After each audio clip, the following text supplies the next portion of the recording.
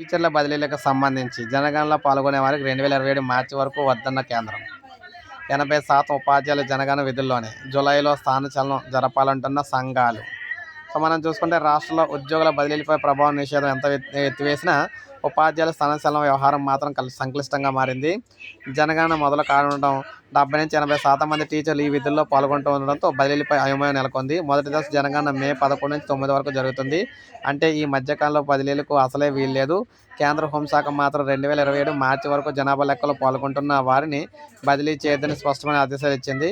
తొలి విడతలో ఇళ్ల వివరాలు సేకరిస్తున్నారు. ఒకవేళ జూన్ 9 తర్వాత బదిలీలు చేస్తే మరో మండలానికి దూర ప్రాంతాలు వెళ్ళకపోవచ్చు.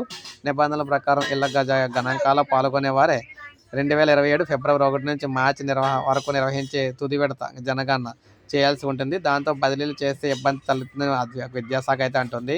త్వరలో తుది నిర్ణయం అయితే వస్తుంది. రాష్ట్ర ప్రభుత్వం మే 1 నుంచి 31 మధ్యలో బదిలీలు జరుపుకునేందుకు జీవో జారీ చేసిన నేపథ్యంలో 2 ఏళ్ల పాటు పనిచేస్తేనే ఉపాధ్యాయులు బదిలీ కోరవచ్చు. ఒకవేళ 8 ఏళ్లు పూర్తయితే మాత్రం తప్పనిసరిగా బదిలీ కావాల్సి ఉంటుంది. రాష్ట్రంలో 2018 జూలైలో టీచర్ల బదిలీలు జరిగినందున 2026 జూలై 14వ తేదీ నాటికి 8 ఏళ్లు పూర్తవుతుంది. అంటే వారందరూ తప్పనిసరి బదిలీ కిందకు అయితే వస్తారు.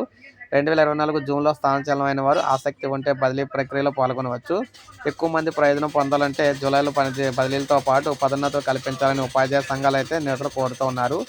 సో మరి చూడాలి ప్రభుత్వం ఏం చేస్తుంది ఏంటనేది. సో మొత్తం వీరికైతే ప్రజెంట్ అవకాశం లేనట్టుగానే తెలుస్తుంది. సో ఇది అప్డేట్. ఒక లైక్ చేయండి, సబ్స్క్రైబ్ చేసుకోండి మన ఛానల్.